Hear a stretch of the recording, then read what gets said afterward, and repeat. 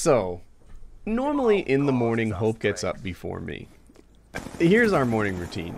She has to get up, she has to get all pretty, she has to get ready for school, she usually makes her own lunch in the morning and stuff like that. And me, you know, I've been up late the night before, oftentimes making games or videos or working in one way or another. Last night I was doing lighting for my Road to Commander series. Anyway, in the morning, all I have to do is drag my ugly butt into the truck and get her to school safely. Whereas, you know, she, of course, has to be ready for her day.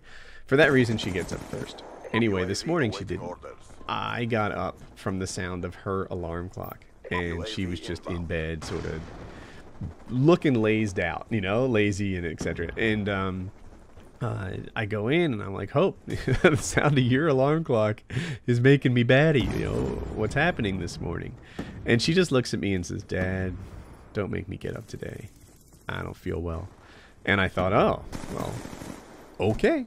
You know, we can do that. That's not a problem. And Hope stayed home today sick. And then I thought about that and contrasted it to my experience as a kid staying home sick. And it was dramatically different. And you want to know why?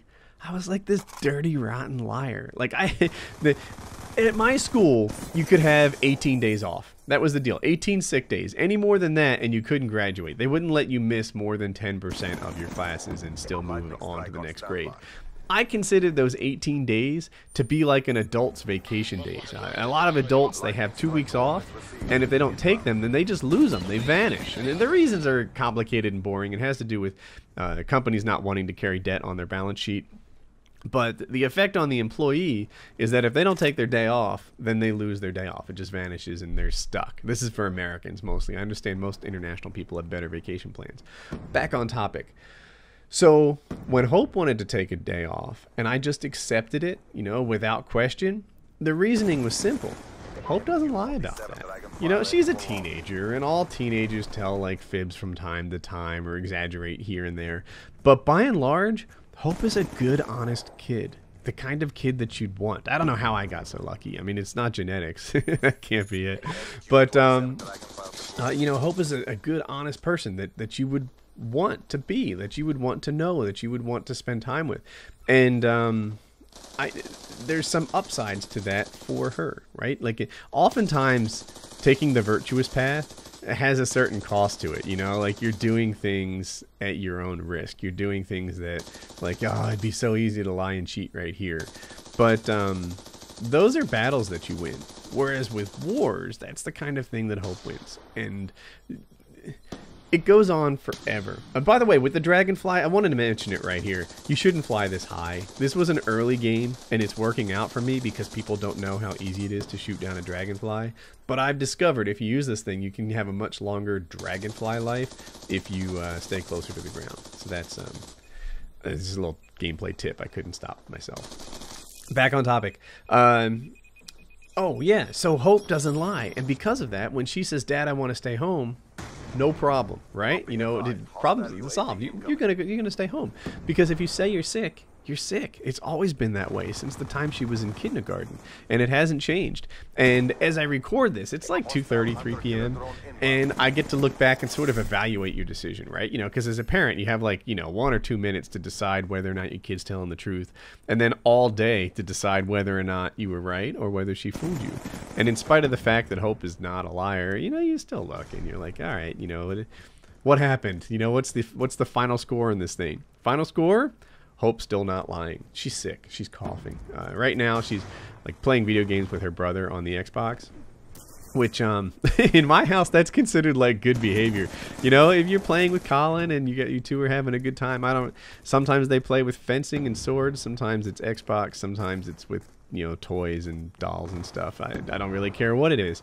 If they're playing with each other and they're happy, then that to me is good behavior. But back on topic, it keeps going beyond just childhood, right? It's not just good relationship with your parents. Good relationship with your parents pay off in a lot of ways. If you pick up the phone that they pay for you every time that you call, or they call, that's what I'm trying to say, then it's likely that that's going to have benefits of you having more freedom. You know, if they can trust that they can get a hold of you when they need to, then you're likely going to be able to do and go the places that you want to go and do the things that you want to do. That's it. You know, maybe your friend's doing something cool and you want to go along with him. If they know that you're always good about picking up the phone, then you can go and you can do those things with him. If they know, like, you know, tonight I want my curfew to be midnight, and you always make curfew, well, you know, maybe you need a midnight curfew tonight, and they know that the midnight doesn't really mean 1 a.m. and such, and they you know, they know what they're agreeing to or not, and that's, you know, that's the deal. So the benefits extend beyond just childhood. You know, when you're an adult and a project doesn't go well, and you say, listen, boss, it wasn't my fault. You know, this is how it went down. This other group was running late or something like that. Then, you know, the boss has two options. He either says, well, you know, if Woody says this is how it went down, then this is how it went down. Woody always tells the truth. Woody delivers. You know, that's it. Or he can say, well, Woody's full of crap. He always has some excuse. He always blames it on some other guy. And, you know, if he says this, then I don't really know what to trust. I don't know what to believe. There are upsides to this. And also, and this is like this Joe Rogan thing I heard, you get to be the hero of your own life story. Everybody wants that, right? Who would want to sit there and look at their own life story, the thing that's going on around them, and say, like, oh, yeah, I'm not the good guy. You know, somebody else is the good guy. It's just not me. Like, nobody, that sucks, right? That's horrible. Like, everybody deserves to be the right, everybody has the right, everybody deserves to be the hero of their story. And if you're this liar, then you can't do that. Then you can't look back and you can't say, like, oh man, you know, like, I'm the bad guy. I'm the guy that has friends, and a couple months in, they figure out that, you know, like, I'm not trustworthy, and then they move on and they find different friends. Like, if you're that guy, then that's not cool. You know, you need to sort of be like open and you know, a good guy to know. And anyway, yeah, that was my point. And I guess I was just kind of proud of Hope this morning, because, you know, once again, when she says that she needs something special, you know, in this case, staying home from school, it turns out, yep, she actually needs this something special. I really should be calling in my lightning strike here. She actually needs this something special because, you know, she was genuinely sick and it wasn't a lie. So, that was just popping into my head. I guess on one hand, I'm kind of proud of Hope. And then the other section of that is that it's a good way to be. Like, I hope that everybody watching this, you know, gets to convert and do their thing. So I hope you enjoyed the commentary, and have a good day.